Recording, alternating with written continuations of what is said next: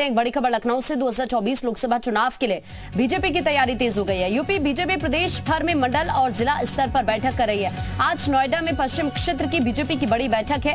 आज ही वाराणसी में काशी क्षेत्र की भी बैठक है। ब्रज क्षेत्र की बैठक गोरखपुर में 18 मई को होगी। 19 मई को कानपुर और अवध क्षेत्र की बैठकें होंगी। तो ये अलग अलग जिलों से अपडेट आपको कर रहे हैं। प्रदेश स्तर पर अब बीजेपी ने तैयारी शुरू कर दी है 2024 को लेकर, और आज नोएडा में भी बैठक है, काशी में भी बैठक है, हालांकि कल भी बैठक होनी है। आदित्य इस वक्त जी मीडिया संवाददाता हमारे साथ जुड़ रहे हैं। आदित्य का रुख करते हैं जो बातचीत यहां पर कर रहे हैं कुछ लोगों के साथ। आदित्य, आपके साथ कुछ खास मेहमान भी नजर आ रहे हैं। बैठक आज होनी है 2024 के लिहाज से, वहां से अपडेट क्या है और बातचीत अगर आप कर पाए तो वो भी करिएगा। बस एक मिनट। बिल्कुल, हमारे साथ बात करने के लिए विधायक पंकज सिंह जी हैं, जिनको एक बड़ी जिम्मेदारी मिली थी और कहीं ना कहीं वो मेरठ की जो सीट थी वो वाकई में एक कठिन समस्या थी भाजपा के लिए। और पश्चिमी उत्तर प्रदेश में जिस तरीके से विधानसभा चुनाव के बाद एक सिस्टम लगा था, उसी पे बात करने के लिए बात करते हैं।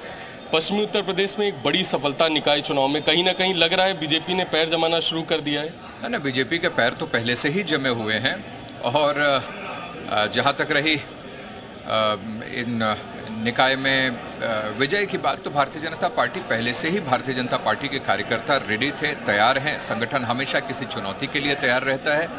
तो भाजपा की तो अनवरत ये 2014, 17, 19, 22 और फिर अब आगे आने वाला 24, ये सभी जीता है और 24 भी जीतेंगे। पश्चिमी उत्तर प्रदेश में क्या लग रहा है कि पिछली बार जो लोकसभा में स्थिति थी, या उत्तर प्रदेश से इस बार 80 की 80 सीटें प्रधानमंत्री जी को गिफ्ट के तौर पे दी जाएंगी? बिल्कुल होंगी। देखिए, 17 के 17 मेयर की सीट हम लोगों ने जीती है और 2024 में जब सीधे प्रधानमंत्री जी के लिए वोट करने के लिए देश जब जाएगा मोदी जी के लिए, और भाजपा के कार्यकर्ता उनको प्रधानमंत्री बनाने के लिए लगेंगे, तो इस उत्साह की कल्पना की जा सकती है।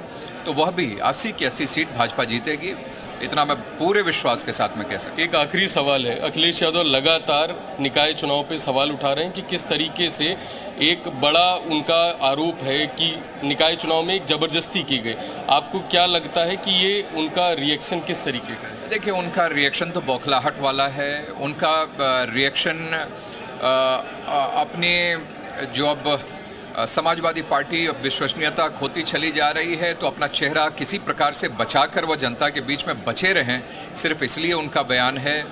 क्या है कि जब वोटिंग अच्छी होती है तो बूथ पर कब्जा बताते हैं, जब वोटिंग कम होती है तो वोट कम डलवाए जा रहे हैं, प्रशासन रोक रहा है, वह बताते हैं। तो वह किसी प्रकार से सुखी नहीं।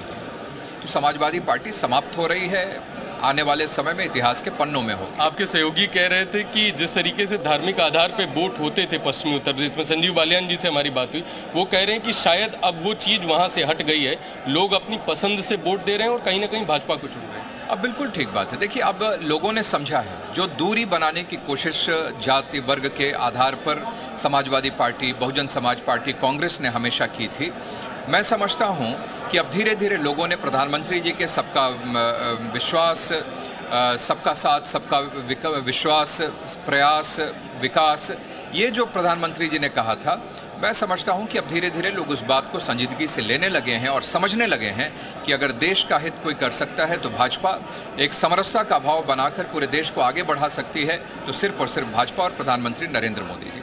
जी, हमारे साथ बात करने के लिए पंकज सिंह जी थे, जिनको एक बड़ी जिम्मेदारी इस बार निकाय चुनाव में मिली थी और कहीं ना कहीं एक लंबे समय के बाद जो पश्चिमी उत्तर प्रदेश में निकाय चुनाव में जो स्थिति मजबूत हुई है, उससे लेके कहीं ना कहीं पूरा भाजपा जो खेमा है पश्चिमी उत्तर प्रदेश का, वो कहीं ना कहीं खुश नजर आ रहा है। जी ठीक है आदित्य, मैं